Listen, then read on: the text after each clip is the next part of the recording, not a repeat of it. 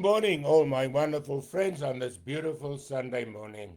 As I'm looking out of my window here in my office, I can just see the sun rising. Summer is coming and the winter is passing. And so it is with everything that God has created. It has a beginning and an end, of course, except eternity, right? God Himself has no beginning and has no end. But everything else is created by God. And this morning, as we look at the sun and we see the rays shining, we know the Bible says the Son of Righteousness has risen with healing in his wings. And this morning, we know that the Son of Righteousness, which is our Lord Jesus Christ, has risen within us, And, the Greeks has a way on Resurrection Day to say, Christos Anesti, means Christ has risen. The other one would answer, Alithos Anesti, means surely he's risen. And this morning we can say, surely Christ has risen in our hearts. Christ has risen in our hearts, and that is why, the more I learn about my position in Christ and Christ's position in me, the more I just stand amazed at to think what God has done for me and what has happened to me. You see, salvation is not an event alone, it's an happening. It is an eternal happening. It's something that's happening every moment. And that happening is the life of God that is right now within us, that is energizing us with spiritual fervor and love and grace and mercy and wisdom and knowledge and understanding, And the closer we draw to God, the more it becomes and the clearer it becomes, I found that I look from far away, you just see the outlines. But the closer you get, the clearer you get, you see the more detail. And that is what I'm seeing every day as I study the Bible. And I always see more detail than what I saw before. I have the picture, but now I start seeing the closer and the smaller detail, And this morning in my private devotion, as I was reading in Romans 10, we were talking about righteousness. Now, righteousness is the most important thing in our lives. It's the righteousness of God because it means I'm in the right standing with God. I'm in the right standing with myself and the right standing with the world, and that is my righteousness is not in myself because my righteousness is Jesus. The Bible says is my righteousness. It doesn't say He gives righteousness. It says He is our righteousness. Now, this morning I was reading. Now, Paul in Romans 10 is comparing the righteousness of the law and the righteousness which is of faith.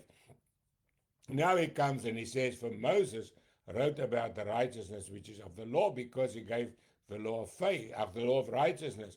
A man that does these things shall live by them. In other words, you shall keep the law, and the law shall be the direction of your way. Not that the law is wrong, because he says the law is righteous, pure, and good. But there was one problem with the law, is that we couldn't keep it, right? I don't know if you've ever tried to keep it, but I've broken about every one of the 10 commandments, And so I couldn't be righteous by the law because the law condemned me, right? But now he comes and he talks about the righteousness which is of faith and the faith of Abraham. Abraham believed God before the law, right? And that was accounted him to righteousness, right? So Jesus fulfilled the law. So as much as Abraham received the righteousness of faith before the law, so we receive the righteousness of faith after the law was fulfilled by the Lord Jesus Christ. So our righteousness is not of the law, it's by faith in Jesus Christ. And he says, but the righteousness of faith speaks in this way. Now, how does the righteousness of faith speak? He says, do not say in your heart, who will ascend into heaven? That is to bring Christ from above. It says, don't wait for Jesus to come. He says the righteousness is already here. Sure, he's coming, but he's right here now. He says, or who will descend into the abyss to bring Christ from the dead? He says, don't look for Christ in heaven and don't look for Christ on earth because you cannot go there. Where are we? We're right now here on earth, right? So now he says, but what does the righteousness of faith say? That the word is near you. That word is not in heaven, it's not in earth, or under the earth in hell. No, that word is there too, of course, but now the word is here. He says it's near you. Where does he say it's you? He says is in your mouth and in your heart. Right? The word is there already. The day we got saved and born again, the day we received the word of God, it came to stay. The Lord doesn't come to visit.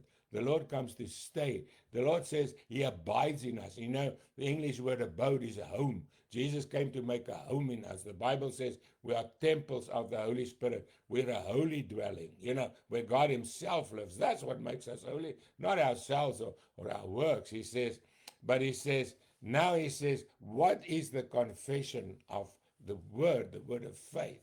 What is the word of faith say? The righteousness of faith says, if you confess with your mouth the Lord Jesus Christ.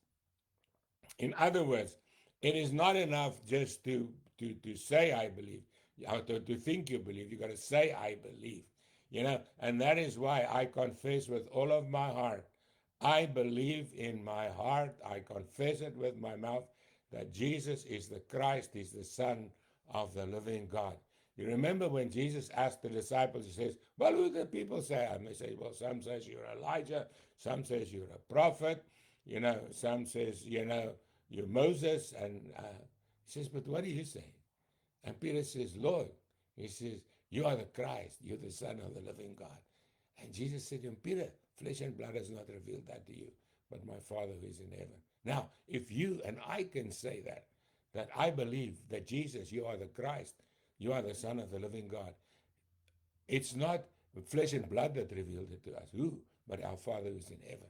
You see, so we have that wonderful revelation of God that Jesus is the Christ. How? Through the power of the Holy Spirit. He says, if you believe, if you confess with your mouth the Lord Jesus, right, and you believe in your heart that God has raised him from the dead, you will be saved. Why?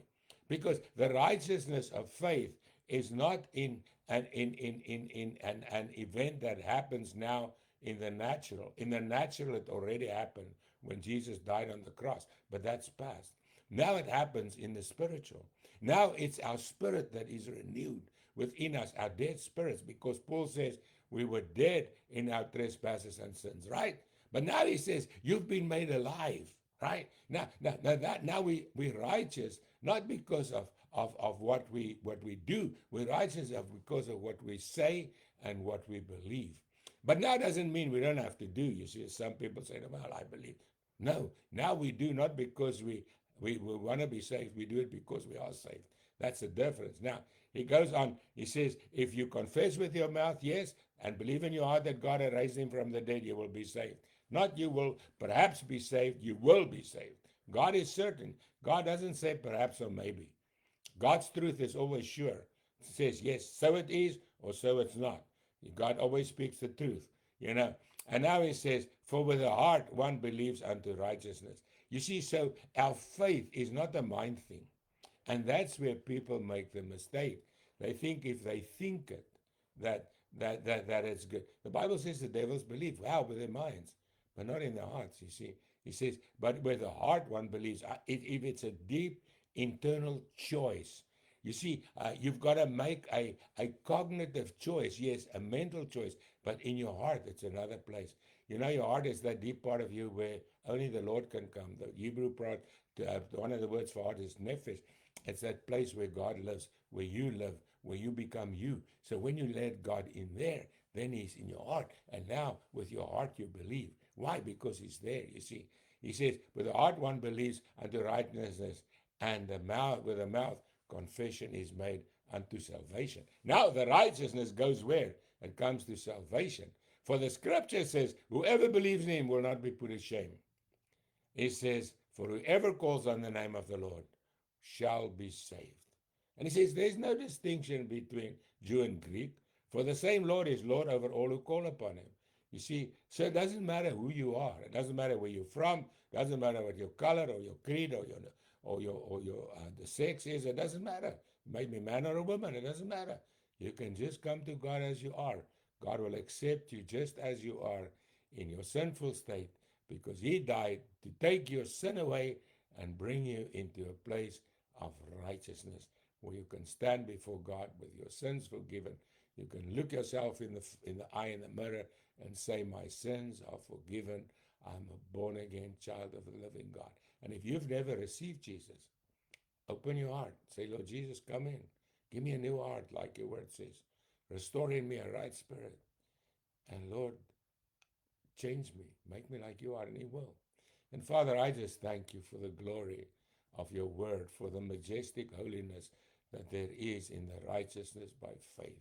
Lord, it is such a gift. It's so much greater than we can even thank you for, that we can understand or comprehend, because we know God. It's not by our goodness, it's not by our own ability and talents, but it's by your grace and your power.